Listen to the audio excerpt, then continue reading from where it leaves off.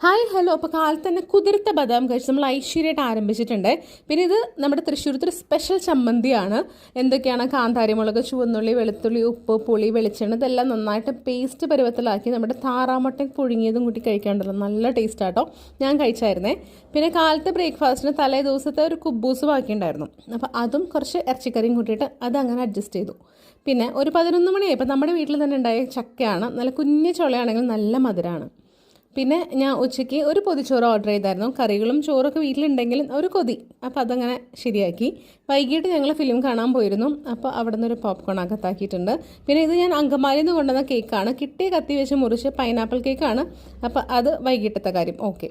പിന്നെ അതായത് നമ്മുടെ വീട്ടിലത്തെ തന്നെ പപ്പായാണ്, വലിയ പപ്പായ ആയിരുന്നു. പിന്നെ ഇത് അവർ ദുബായിൽ പോയപ്പോൾ മമ്മി പപ്പയും കൊണ്ടുവന്നത്, അപ്പോൾ അത് 1-2 കഴിച്ചു. ഇത് ഞങ്ങൾ ബിരിയാണി ഓർഡർ ചെയ്തായിരുന്നു. സിനിമ കഴിഞ്ഞ് വന്നപ്പോൾ നേരം വൈകിയായിരുന്നേ. പിന്നെ ഇതാണെങ്കിൽ പനന്നുങ്ക പപ്പ കമ്പനിയിൽ നിന്ന് വരുമ്പോൾ വാങ്ങിച്ചുകൊണ്ടിരുന്നത്. അപ്പം